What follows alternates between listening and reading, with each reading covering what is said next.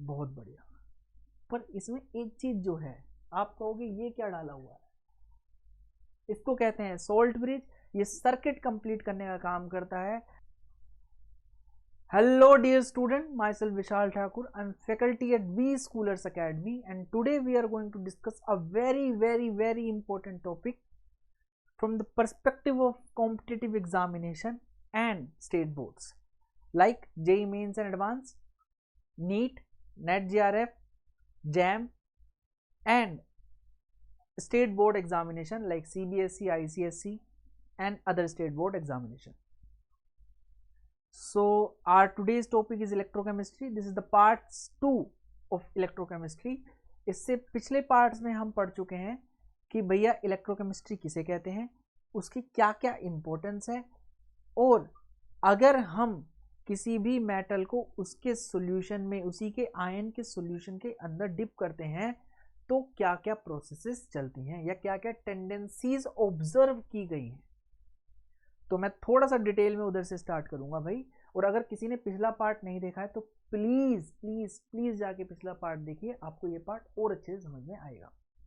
बहुत बढ़िया। तो हमने किसी भी मेटल को उसी के आयन के सॉल्यूशन में अगर डालते हैं तो जनरली दो तरह की टेंडेंसीज ऑब्जर्व की गई हैं। उसको, उन टेंडेंसीज के कुछ नाम है, जैसे कि पहला नाम है जी सॉल्यूशन प्रेशर और दूसरा है जी ऑस्मोटिक प्रेशर। सॉल्यूशन प्रेशर को डी इलेक्ट्रोनेशन भी कहा गया है और ऑस्मोटिक प्रेशर को इलेक्ट्रोनेशन कहा गया है। सॉल्यूशन प्रेशर हम पिछली क्लास में डिस्कस कर चुके हैं, डी इलेक्ट्रोनेशन। थोड़ा सा समझा देता हूँ जी उसको। जब भी हम मेटल को डिप करते हैं किसी भी उसी के आयन के सॉल्यूशन में, तो क्या होता है भैया कि या तो आयन डिपॉजिट होने लगेगा आपका इलेक्ट्रोड के ऊपर, या फिर आपका मेटल जो है वो आयन की फॉर्म में सॉल्यूशन के अंदर जाने लगेगा। बहुत बढ़िया।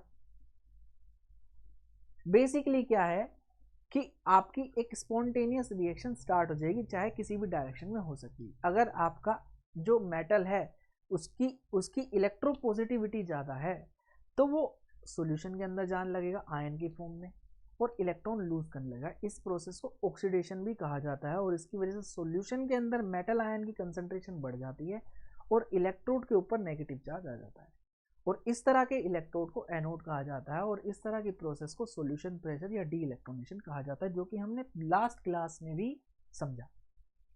अब हम इसकी अपोजिट प्रोसेस समझेंगे, विच इज ऑस्मोटिक प्रेशर या फिर इलेक्ट्रोनेशन। उसमें क्या होगा, जिस सॉल्यूशन के अंदर जो आयन है वो आपका क्या करने लगेगा, डिपॉजिट होने लगेगा। किस पे? इलेक्ट्रोड के ऊपर। ऐसा क्यों होता है?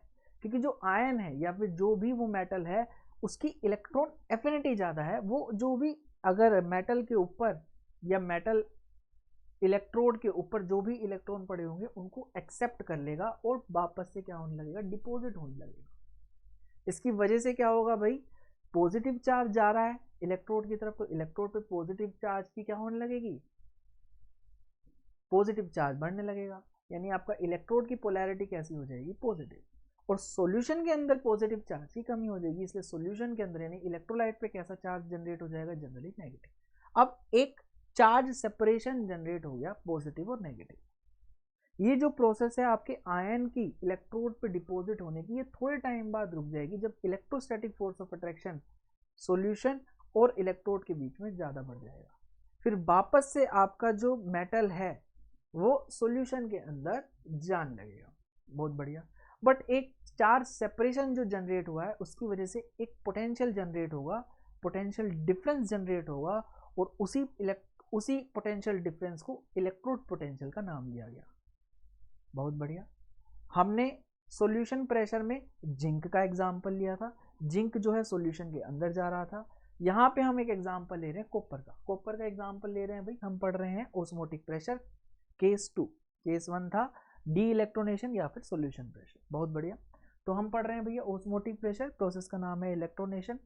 टेंडेंसी है भैया कि मेटल आयन डिपॉजिट होने लगेगा किस पे, इलेक्ट्रोड पे।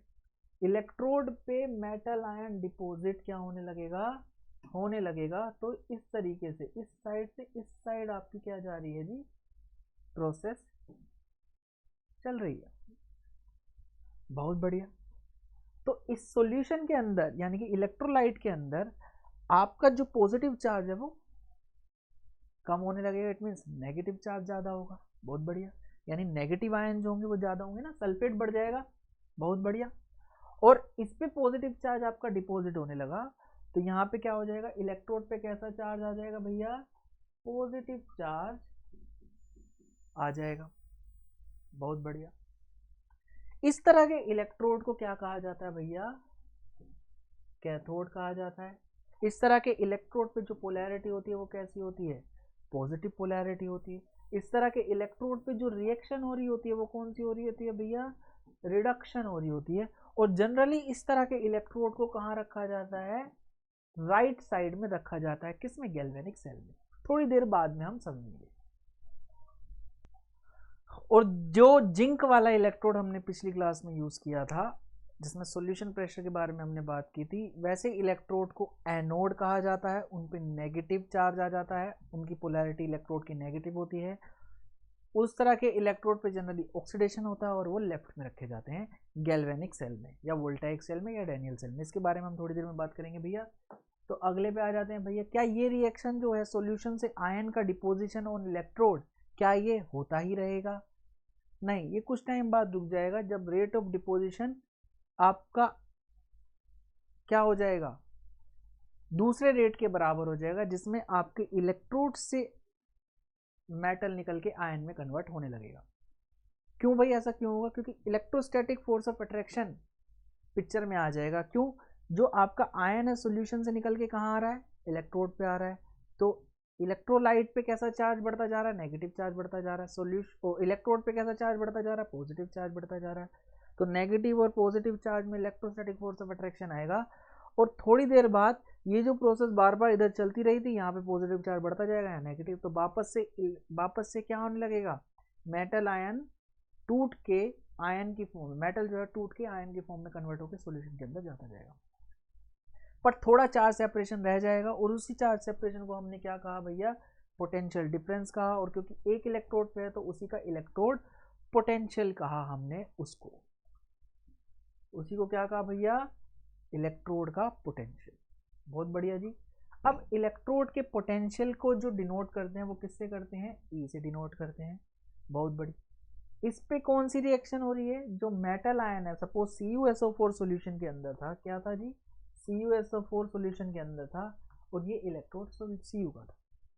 तो Cu2 पॉजिटिव जो है वो किस पे डिपॉजिट होने लग रहा है, आपके इलेक्ट्रोड पे डिपॉजिट होने लग रहा है। बहुत बढ़िया। तो क्या हो रहा है जी, Cu2 पॉजिटिव आपका इलेक्ट्रोड पे डिपॉजिट हो रहा है। क्यों, जो इलेक्ट्रोड पे इलेक्ट्रॉन पड़े होंगे उनको क्या कर रहा होगा, एक्सेप्ट कर रहा होगा। तो यानी कि रिडक्शन रिएक्शन हो रही है। क्या हो रहा है, Cu2 पॉजिटिव आपका Cu में कन्वर्ट हो रहा है। तो क्या इसको ERP लिख सकता हूं, electrode potential of reduction process. बहुत बढ़िया। तो यानी कि इसको इस ऊपर वाले से भी डिनोट कर सकता हूँ और नीचे वाले से भी डिनोट कर सकता हूँ। बहुत बढ़िया। चलिए आगे बढ़ते हैं। नेक्स्ट इज गैल्वेनिक सेल और वोल्टाइक सेल। उसकी सबसे पहले हम देखते हैं क्या जी, कंस्ट्रक्शन, कैसा दिखता कैसा है भाई, गैल्वेनिक सेल कैसा दिखता है। तो सबसे पहले समझते हैं गैल्वेनिक सेल क्या होता है। गैल्वेनिक सेल क्या होता है भाई, जिसमें केमिकल, ऐसा डिवाइस जो केमिकल एनर्जी को जो प्रोड्यूस हुई है स्पॉन्टेनियस केमिकल रिएक्शन से, उसको कन्वर्ट करे इलेक्ट्रिकल एनर्जी में। यानी केमिकल एनर्जी को किस में कन्वर्ट करे भाई, इलेक्ट्रिकल एनर्जी में कन्वर्ट कर दे। ये बात समझ में आ रही है। पर नो, जो स्पॉन्टेनियस केमिकल रिएक्शन ली गई है वो कौन सी होगी आपकी, रिडॉक्स केमिकल रिएक्शन होगी। और हमें पता है भाई रिडॉक्स में दो तरह की प्रोसेस होती है, एक रिडक्शन होती है और एक ऑक्सीडेशन होती है। दोनों ही प्रोसेस जो होती हैं एक साथ ही होंगी। दोनों ही प्रोसेस कैसी होती है भैया, एक साथ होती हैं। दोनों प्रोसेस एक साथ होती हैं। तो दोनों प्रोसेस हो रही हैं किसमें, एक गैल्वेनिक सेल में। तो आइए समझते हैं भाई हो क्या रहा है। ये आपका गैल्वेनिक सेल दिया गया है। गैल्वेनिक सेल में एक आपका क्या लिया गया है भैया, दो इलेक्ट्रोड लिए गए हैं और उन इलेक्ट्रोड को अपने ही उन्हीं के आयन के सॉल्यूशन में डाला गया है, उन्हीं के आयन के सॉल्यूशन में डाला गया है। बहुत बढ़िया। तो हमने पढ़ा था भैया जो जिंक की टेंडेंसी है वो सॉल्यूशन के अंदर जाने की, क्योंकि इसकी इलेक्ट्रोपॉजिटिविटी ज़्यादा होती है, तो Zn2 पॉजिटिव में कन्वर्ट होने लगेगा। और यहाँ पे क्या हो रही है, ऑक्सीडेशन हो रही है। तो क्या हो रही है, ऑक्सीडेशन हाफ रिएक्शन किसमें हो रही है जी, इसमें हो रही है। इसमें क्या हो रही है, ऑक्सीडेशन हाफ रिएक्शन। पर ये अकेले नहीं होगी, राइट। ऑक्सीडेशन हाफ रिएक्शन किसमें हो रही है, इसमें हो रही है। क्या हो रही है भाई, जो आपका Zn है वो Zn2 पॉजिटिव में कन्वर्ट हो रहा है। बहुत बढ़िया। दूसरा एक इधर देखो जी, इधर क्या है, कॉपर है। कॉपर की टेंडेंसी क्या है, सॉल्यूशन से आयन इलेक्ट्रोड पे डिपॉजिट होने लगेगा। तो क्या होगा भैया, जो आपका Cu2 पॉजिटिव है वो इलेक्ट्रॉन जो भी इलेक्ट्रोड पे पड़े हैं उनको लेके क्या बनाएगा जी, उनको लेके क्या बना लेगा, Cu मेटल में कन्वर्ट होने लगेगा। बहुत बढ़िया। तो वहां पे कौन सी प्रोसेस हो रही है, रिडक्शन प्रोसेस हो रही है।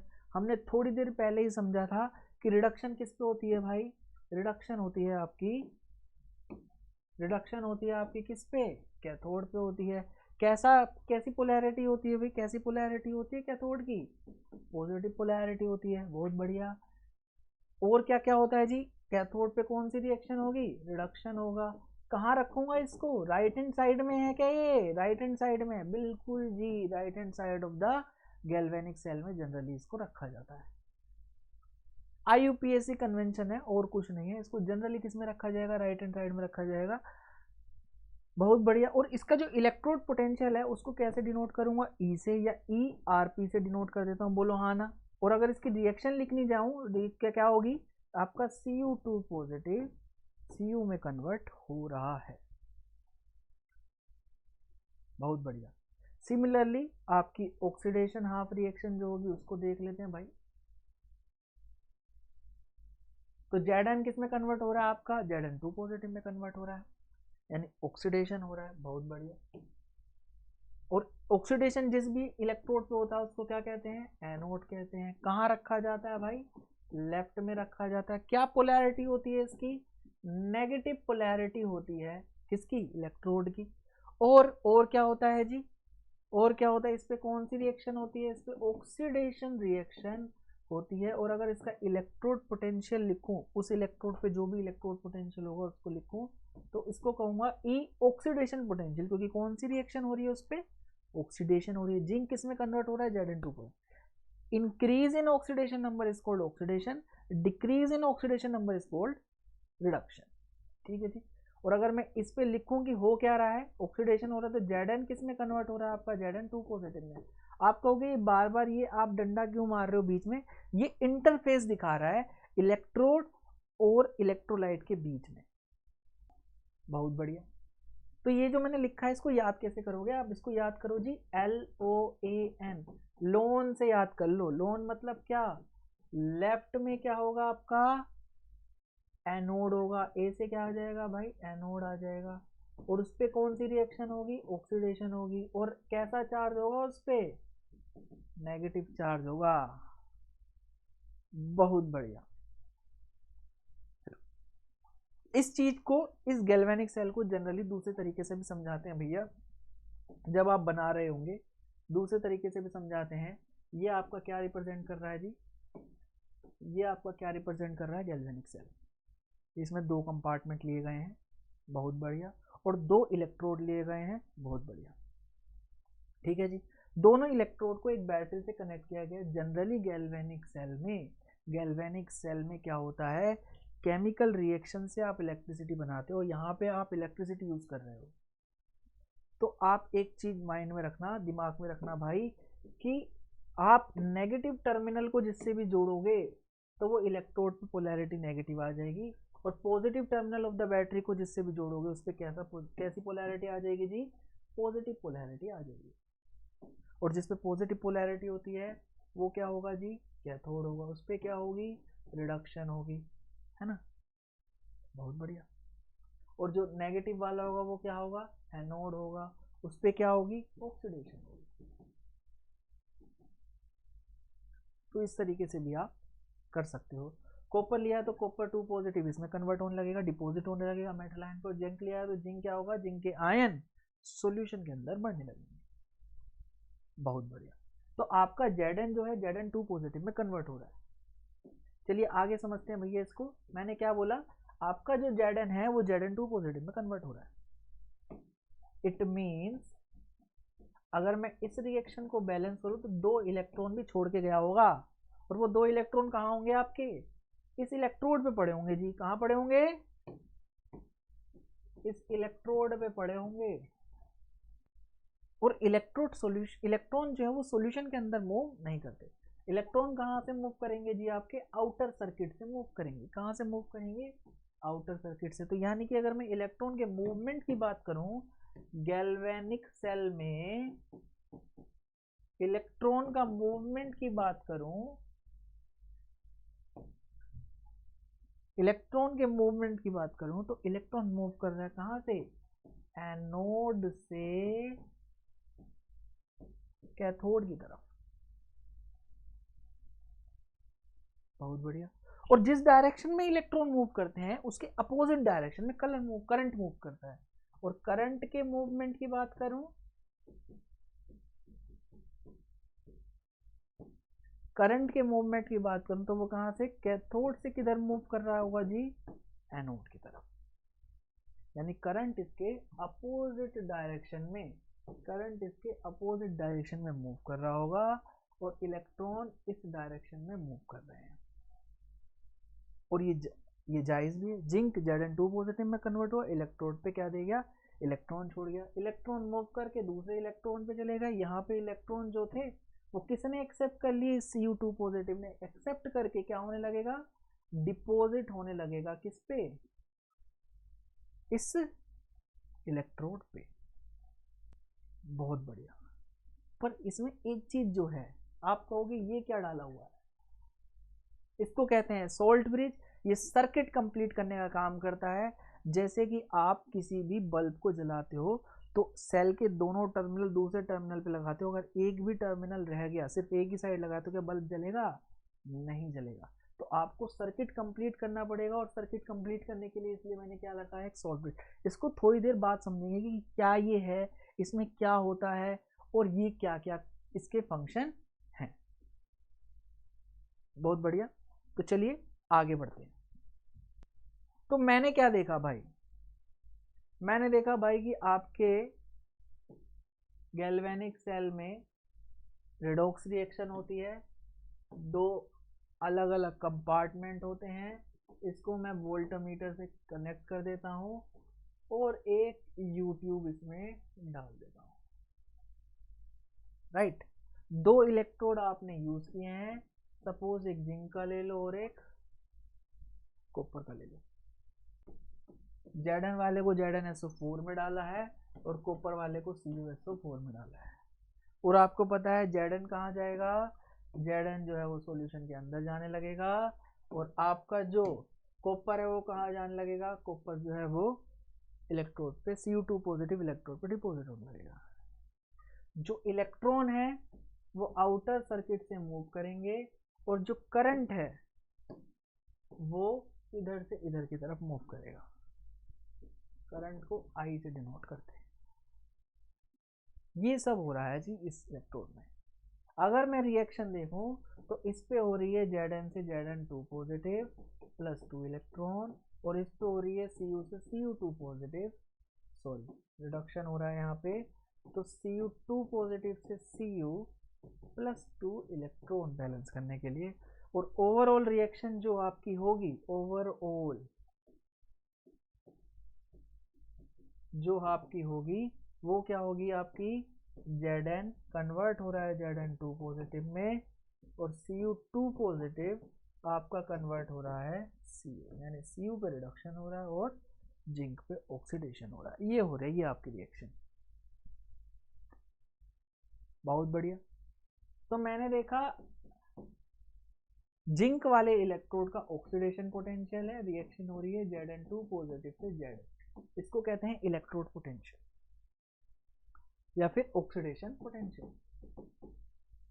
और अगर मैं कॉपर वाले पे देखूं तो उस पे हो रहा है रिडक्शन, तो उसका रिडक्शन पोटेंशियल होगा, हो क्या रहा है भाई, Cu2 पॉजिटिव से Cu।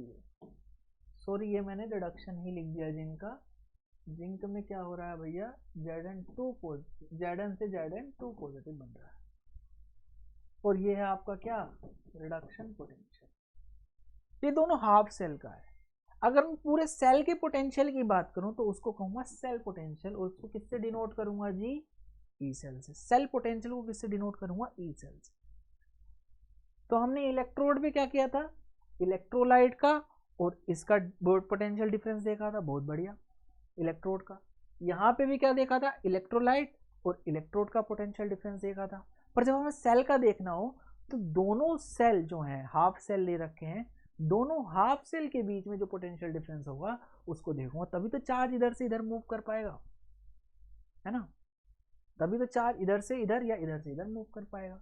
तो उसको क्या कहूंगा, ई सेल। ई सेल हमेशा मैं क्या लेता हूं भाई, ई राइट माइनस ई लेफ्ट। ई सेल हमेशा मैं ये लेता हूं, बशर्ते जो ई राइट पे यानी राइट हैंड साइड पे जो इलेक्ट्रोड पोटेंशियल है और लेफ्ट हैंड साइड पे जो इलेक्ट्रोड पोटेंशियल है वो दोनों ही आपके कौन से हो, रिडक्शन पोटेंशियल हो। अब कहोगे सर एक का तो हमें ऑक्सीडेशन पोटेंशियल पता है, दूसरे का हमें रिडक्शन पोटेंशियल पता है, कैसे सब्ट्रैक्ट करेंगे, इसको थोड़ी सी देर में हम समझेंगे भाई। तो चलिए आगे बढ़ते हैं, तब तक उसको माइंड में रखिएगा। अभी तक हमने देखा भैया कि जो स्पॉन्टेनियस केमिकल रिएक्शन है वो अपने आप हो जाती है और उसकी वजह से एक केमिकल एनर्जी जनरेट होती है, और उस केमिकल एनर्जी को इलेक्ट्रिकल एनर्जी में कन्वर्ट करने का काम करता है हमारा डिवाइस जिसको कहते हैं गैल्वेनिक सेल। बहुत बढ़िया। तो उसका कुछ पोटेंशियल डिफरेंस होता है। तो सपोज कोई एक गैल्वेनिक सेल है, या डैनियल सेल की बात करता हूं मैं, एक डैनियल सेल है आपका, डैनियल सेल का जो पोटेंशियल डिफरेंस आ रहा है यानी पूरे सेल का पोटेंशियल डिफरेंस आ रहा है वो कितना आ रहा है, 1.1। कितना बोल रहा हूं जी मैं, 1.1 वोल्ट। बहुत बढ़िया। अब मैंने बाहर से भी एक पोटेंशियल लगाना चालू कर दिया, कुछ इस तरीके से मैंने बाहर से भी एक पोटेंशियल डिफरेंस लगाना चालू कर दिया, और उस पोटेंशियल को मैंने क्या करा, धीरे धीरे धीरे धीरे इंक्रीज करना चालू किया। तो इनिशियली जो आपका एक्सटर्नल पोटेंशियल होगा वो 1.1 से क्या होगा, कम होगा। ओके भाई, 1.1 से क्या होगा जी, कम होगा।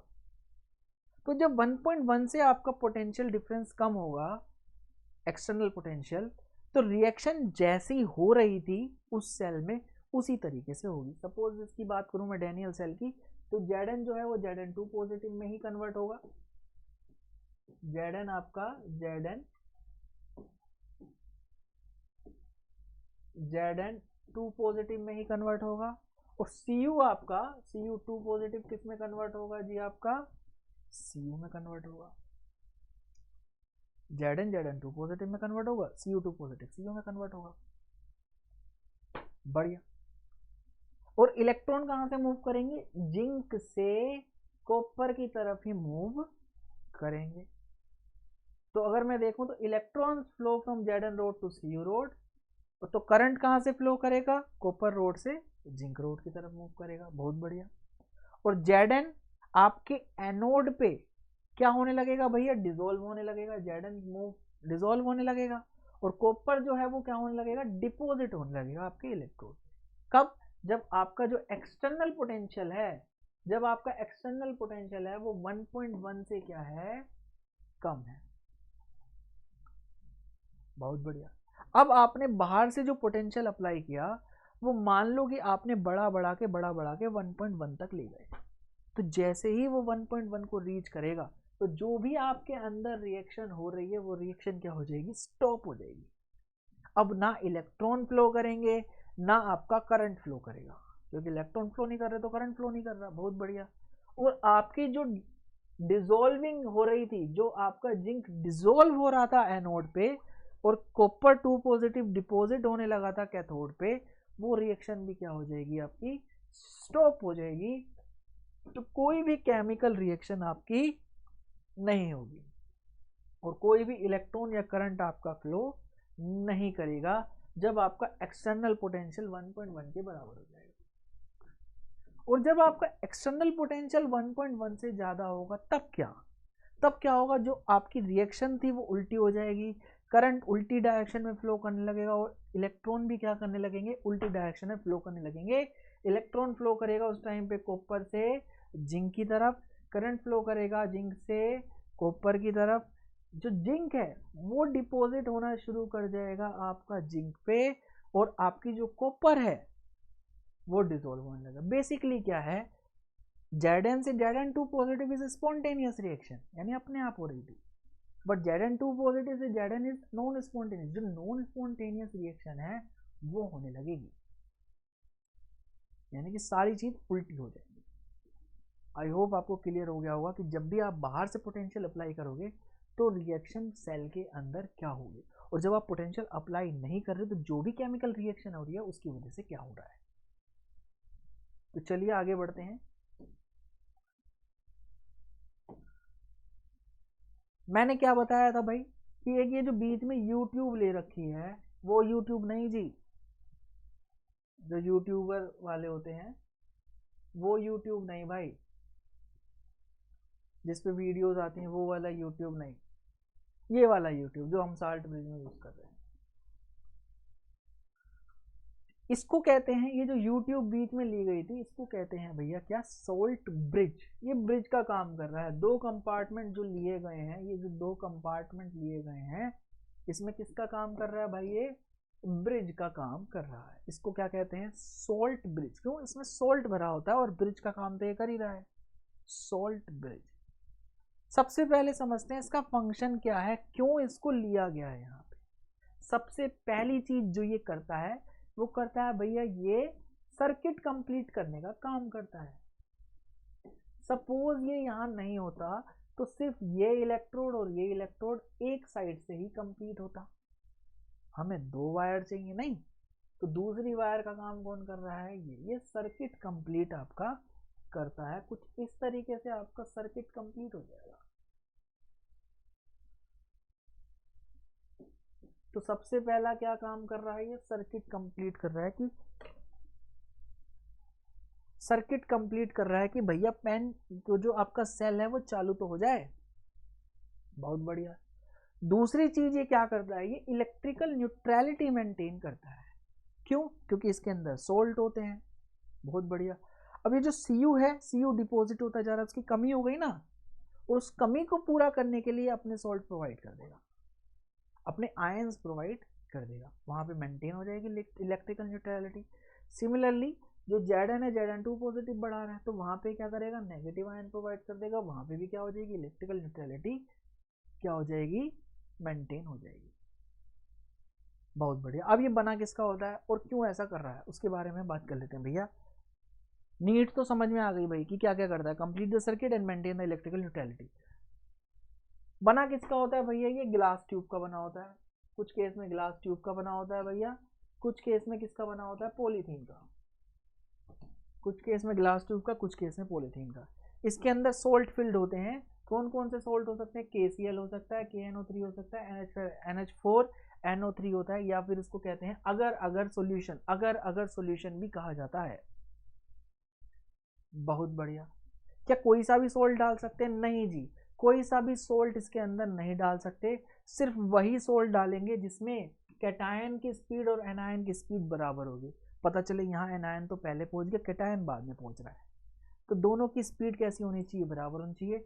चाहे स्पीड कह लो, चाहे मोबिलिटी कह लो, चाहे ट्रांसपोर्ट नंबर कह लो, तीनों चीज क्या होनी चाहिए, या कोई सी भी एक चीज, तीनों एक ही चीज को कहते हैं, तीनों का नाम एक ही है, अलग अलग तरीके से बस रिप्रेजेंट कर रहे हैं। क्या होनी चाहिए, बराबर होनी चाहिए।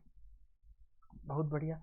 कैसा होता है ये, जेली टाइप का होता है, तो ये कैसा होता है, पोरस होता है, जिसमें आयन क्या कर सकते हैं, मूव कर सकते हैं थ्रू द पोर्स बेसिकली। या और डिटेल में कहूं तो नेट लाइक स्ट्रक्चर होती है कुछ ऐसी सी, जिसमें आयन क्या कर सकते हैं, मूव कर सकते हैं from one side to another side.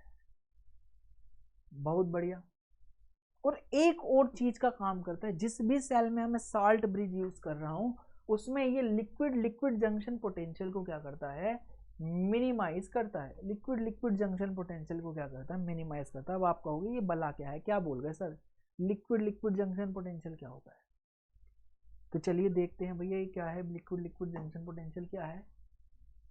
अगर मैं साल्ट ब्रिज यूज नहीं करता तो 2 कंपार्टमेंट की जगह कितने कंपार्टमेंट होते हैं, सिर्फ 1 कंपार्टमेंट, और वो कुछ ऐसे से दिखते भाई,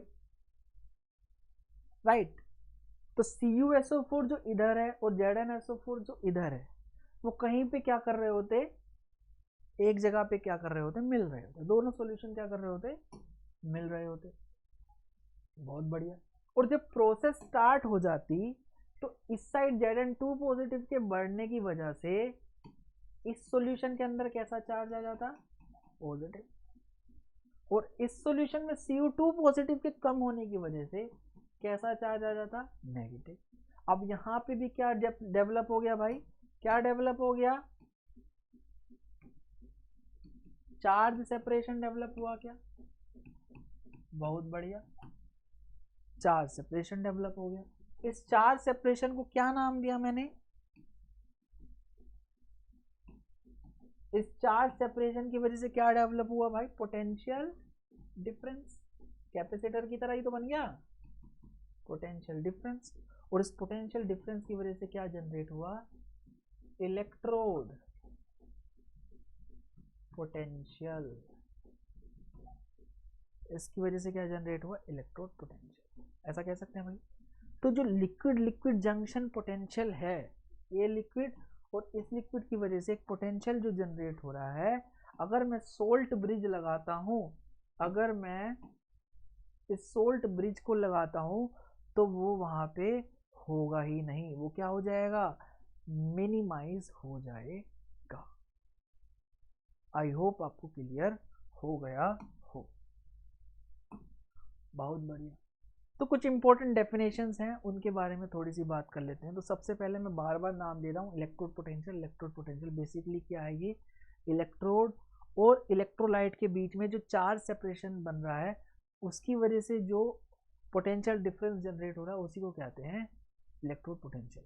देख लेते हैं डेफिनेशन, देख लेते हैं भैया। A potential difference developed between the electrode and electrolyte, है ना, यही तो है, इसको इलेक्ट्रोड पोटेंशियल डायरेक्टली एनसीईआरटी से लाइन दी गई है। दूसरा देखते हैं भैया, एक तो इलेक्ट्रोड पोटेंशियल है, एक standard electrode potential. Standard electrode potential किसको कहेंगे भाई, जो हमने क्या लिया, एक इलेक्ट्रोड लिया था, है ना, और उसको किसमें, किसी सॉल्यूशन के अंदर डाला था। अगर मैं सॉल्यूशन की कंसंट्रेशन यूनिट यानी 1 मोलर ले लूं, और जितने भी स्पीशीज हैं यानी कि इलेक्ट्रोड को भी क्या ले लूं, यूनिटी ले लूं, उसकी भी कंसंट्रेशन यूनिटी ले लूं, तो जितने भी हाफ सेल में स्पीशीज इन्वॉल्व हैं अगर उनकी कंसंट्रेशन यूनिटी ले लो, तो जो इलेक्ट्रोड या फिर पोटेंशियल डिफरेंस जनरेट होगा उसी को इलेक्ट्रोड पोटेंशियल बोलूंगा। और उसी इलेक्ट्रोड पोटेंशियल को क्या बोलूंगा, क्योंकि यूनिटी लिया है, उसको क्या बोलूंगा, स्टैंडर्ड इलेक्ट्रोड पोटेंशियल। जब सारे के सारे जो स्पीशीज इन्वॉल्व हो उनकी कंसंट्रेशन क्या हो, यूनिटी हो। when the concentration of all the species involved in the half cell is unity, सारे के सारे स्पीशीज की जो कंसंट्रेशन इन्वॉल्व है हाफ सेल में वो यूनिटी हो, तब उस इलेक्ट्रोड पोटेंशियल को क्या कहूंगा, स्टैंडर्ड इलेक्ट्रोड पोटेंशियल। बहुत बढ़िया, उनको क्या कहूंगा भाई, स्टैंडर्ड इलेक्ट्रोड पोटेंशियल। चीज समझ में आ गई। इलेक्ट्रोड पोटेंशियल कभी भी ले सकते हैं, किसी भी कंसंट्रेशन पे मेजर किया जा सकता है, पर स्टैंडर्ड इलेक्ट्रोड पोटेंशियल उसी को कहूंगा जब सारे के सारे स्पीशीज जो इन्वॉल्व हैं उनकी कंसंट्रेशन क्या ली गई है, यूनिटी ली गई है। बहुत बढ़िया, कंसंट्रेशन मैंने यूनिटी ले ली। ये क्यों किया गया, क्योंकि मैं एक इलेक्ट्रोड पोटेंशियल को, किसी भी इलेक्ट्रोड के पोटेंशियल को दूसरे के इलेक्ट्रोड पोटेंशियल से कंपेयर कर सकूं। क्यों, कब कंपेयर कर पाऊंगा, जब दोनों की कंसंट्रेशन क्या होगी, यूनिटी ले रखी होगी, तभी तो हो पाएगा। एक और चीज इंपॉर्टेंट यहाँ पे नोट करने वाली है भाई, नोट करना है कि जो भी स्टैंडर्ड इलेक्ट्रोड पोटेंशियल है उसको IUPAC ने कहा कि स्टैंडर्ड रिडक्शन पोटेंशियल को ही स्टैंडर्ड इलेक्ट्रोड पोटेंशियल मानो। बहुत बढ़िया। IUPAC ने क्या कहा भाई, जो आपका स्टैंडर्ड रिडक्शन पोटेंशियल है उसी को ही स्टैंडर्ड इलेक्ट्रोड पोटेंशियल मानो, किसी भी इलेक्ट्रोड। अब आप कहोगे भाई किसी पे तो ऑक्सीडेशन हो रही है, किसी पे रिडक्शन हो रही है, तो रिडक्शन पोटेंशियल क्या निकालोगे। उन्होंने कहा देखो जी, यहाँ पे ये मैंने क्या लगाया, जिंक इलेक्ट्रोड लगा दिया, इसको ZnSO4 में डाल दिया।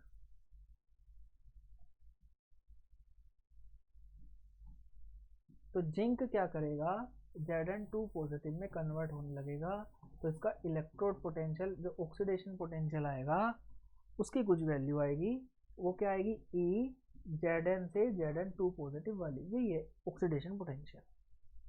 तो इंपॉर्टेंट बात यहाँ नोट करने वाली है कि जो ऑक्सीडेशन पोटेंशियल होता है वो नेगेटिव ऑफ रिडक्शन पोटेंशियल के बराबर होता है, यानी इसकी जो भी वैल्यू आएगी, अगर मैं इससे रिडक्शन पोटेंशियल यानी मैं चाहूँ कि Zn से Zn2 पॉजिटिव में कन्वर्ट हो रहा होता तब कितना लगता, तो उतनी ही अमाउंट ऑफ एनर्जी लगती नेगेटिव में, क्योंकि ये एक्सटर्नल दे रहा होता ना, मुझे एक्सटर्नल पोटेंशियल देना पड़ता। मान लो कि ये हो रही है x वोल्ट में हो रही थी, है ना, तो उल्टी रिएक्शन कहां से स्टार्ट होगी, जब मैं अपोजिट उतना ही कितना दूंगा, उतना ही पोटेंशियल अप्लाई करूंगा। सपोज कि ये हो रही थी पॉजिटिव 0.34 वोल्ट में हो रही थी, तो इसका रिडक्शन पोटेंशियल कितना होगा जी, -0.34 वोल्ट। ये मैंने ऐसी रैंडम लिया है, एग्जैक्ट वैल्यू मुझे याद अभी नहीं, तो उतनी ही नेगेटिव में ये वैल्यू आ जाएगी, ये एग्जाम्पल के लिए है। तो अगर +0.34 है तो कितना हो जाएगा रिडक्शन पोटेंशियल, उसका रिडक्शन पोटेंशियल ई रिडक्शन पोटेंशियल हो जाएगा उसका -0.34, और इसको मैं क्या मानूंगा भैया, स्टैंडर्ड इलेक्ट्रोड पोटेंशियल मानूंगा। इस रिडक्शन पोटेंशियल को मैं स्टैंडर्ड इलेक्ट्रोड पोटेंशियल मानूंगा, इस 0.34 प्लस वाले को मैं स्टैंडर्ड इलेक्ट्रोड पोटेंशियल नहीं मानूंगा। किसने कहा ये बात, ये कही बात IUPAC ने, ये मैं नहीं कह रहा। आई होप आपको यहां तक क्लियर होगा। ये सारी चीजें जो थी वो थी गैल्वेनिक सेल में। तो चलिए आगे बढ़ते हैं, कुछ इंपॉर्टेंट टर्मिनोलॉजीज देख लेते हैं। सबसे पहले देखते हैं सेल पोटेंशियल। बेसिकली हमने अभी बात करी थी, एक होता है इलेक्ट्रोड पोटेंशियल जो भी इलेक्ट्रोड का होता है, एक होता है पूरे सेल का पोटेंशियल। तो सेल पोटेंशियल क्या होता है भैया, potential difference between the two electrode, simple. तो क्या होता है भैया, the potential difference between the two electrode of the galvanic cell is called cell potential. और ये किस में मेजर किया जाता है, वोल्ट में मेजर किया जाता है। आपको पता है वोल्ट इंटू कूलम क्या होती है, जेल क्या होती है, वोल्ट इंटू कूलम क्या होती है, जूल, है ना। एनर्जी आ जाएगी, अगर आप किसी भी चार्ज को एक साइड से दूसरी साइड में मूव कराओगे तो वो एनर्जी में कन्वर्ट हो जाएगा। तो बेसिकली अगर मैं इसको सिंपल लैंग्वेज में कहूँ तो कैपेसिटी टू वर्क हो सकता है। चलिए आगे बढ़ते हैं। जब भी कोई भी सेल बिल्कुल नया नया है, यानी कि उसमें से कोई भी करंट फ्लो नहीं हुआ, यानी ड्रॉ नहीं किया गया है, when no current is drawn from the cell, it is called electromotive force. उसको क्या कहूंगा मैं, EMF कहूंगा, EMF ऑफ द सेल कहूंगा। EMF ऑफ द सेल क्या है भैया, सेल पोटेंशियल को ही EMF ऑफ द सेल कहेंगे जब उस सेल में से कोई भी करंट विड्रॉ नहीं किया गया हो, ड्रॉ नहीं किया गया हो। बहुत बढ़िया, यानी नया नया सेल है, ऐसे समझ लो। तो सेल पोटेंशियल क्या है, the potential difference between the two electrode, simple. दो इलेक्ट्रोड के बीच में जो भी पोटेंशियल डिफरेंस होगा उसको क्या कहूंगा, सेल पोटेंशियल।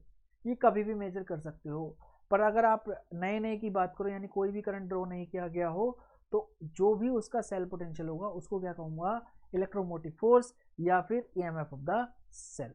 बहुत बढ़िया, आई होप आपको क्लियर हो गया होगा। कुछ इंपॉर्टेंट पॉइंट समझ लेते हैं भैया। Zn से Zn2 पॉजिटिव में कन्वर्ट हो रहा है, यानी ऑक्सीडेशन हो रही है, तो E से क्या डिनोट करूंगा, इलेक्ट्रोड पोटेंशियल, हाफ सेल है ना, तो ये क्या आ जाएगा जी, oxidation potential of zinc electrode. किसका, oxidation potential of zinc electrode को कैसे रिप्रेजेंट करूंगा, ऐसे ही अगर Zn2 पॉजिटिव से Zn की बात करूं तो ये क्या हो जाएगा, रिडक्शन पोटेंशियल ऑफ किसका, जिंक इलेक्ट्रोड। और किसी भी इलेक्ट्रोड के लिए फॉर एनी इलेक्ट्रोड, अभी हमने थोड़ी देर पहले देख रहा था कि उसका oxidation potential negative of reduction potential के बराबर होगा, या फिर अपोजिट इज ऑल्सो ट्रू, या फिर कहूँ रिडक्शन पोटेंशियल उसके नेगेटिव ऑफ ऑक्सीडेशन पोटेंशियल के बराबर होगा।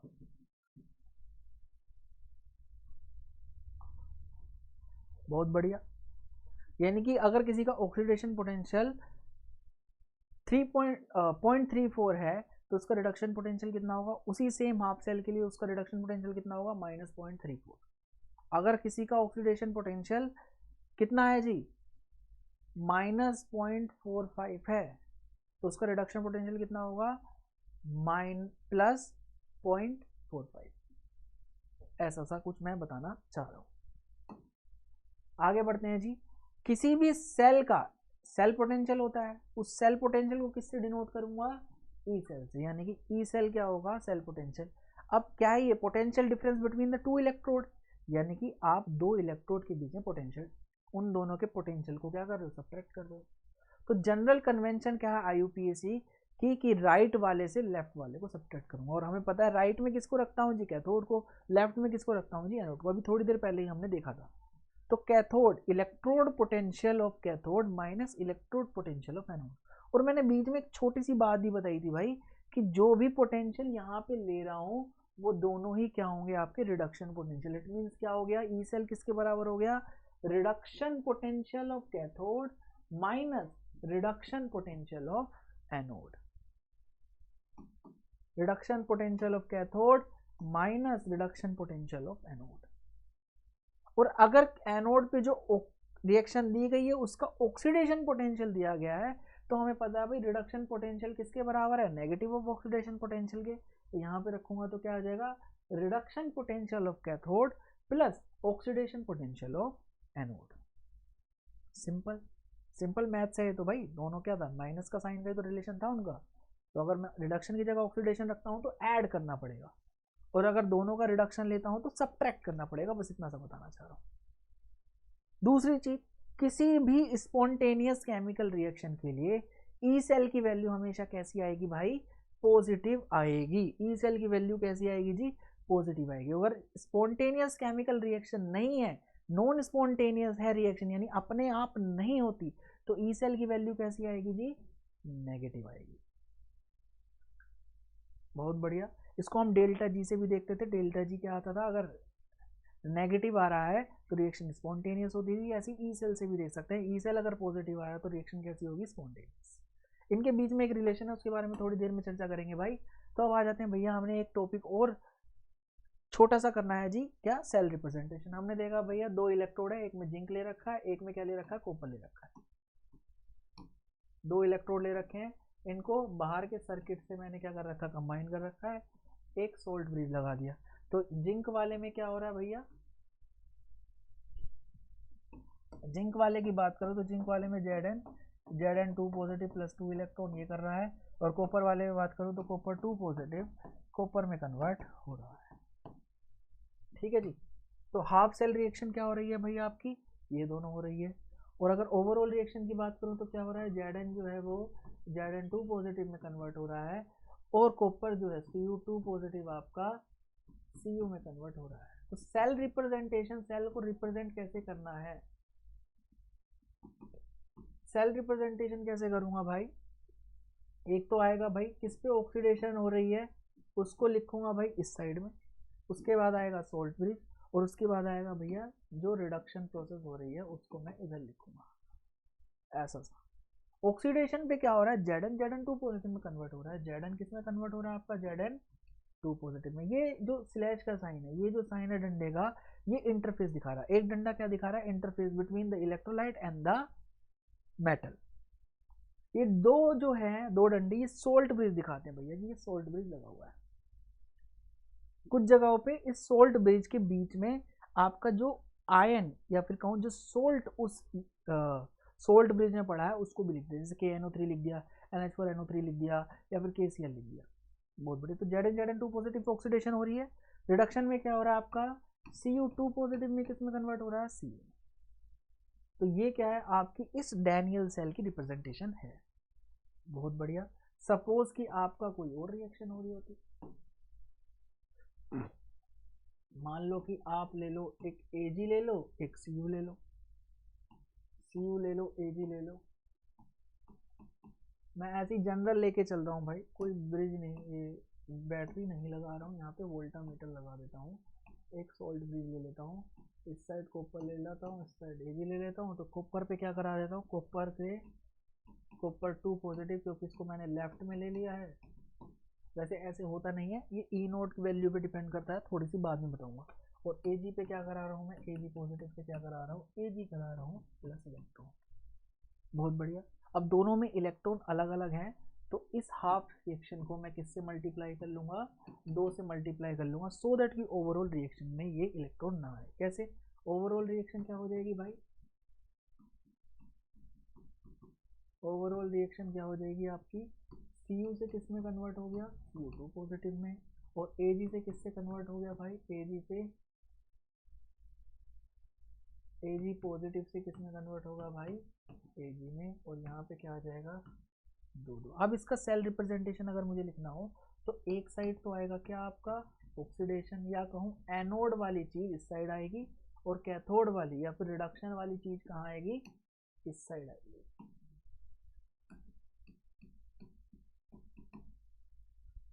ऐसा। अब ऑक्सीडेशन किस में हो रहा है भाई, आपका जो Cu है वो Cu2 पॉजिटिव में कन्वर्ट हो रहा है, राइट।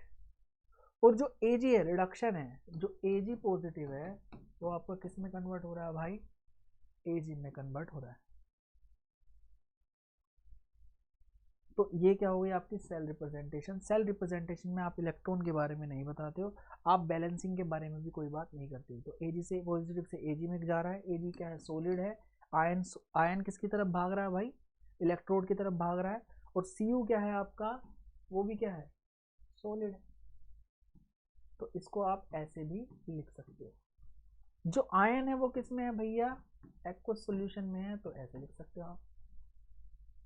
बहुत बढ़िया। सपोज आपने जो सोल्ट ब्रिज में ले रखा था वो क्या ले रखा था, KNO3 ले रखा था।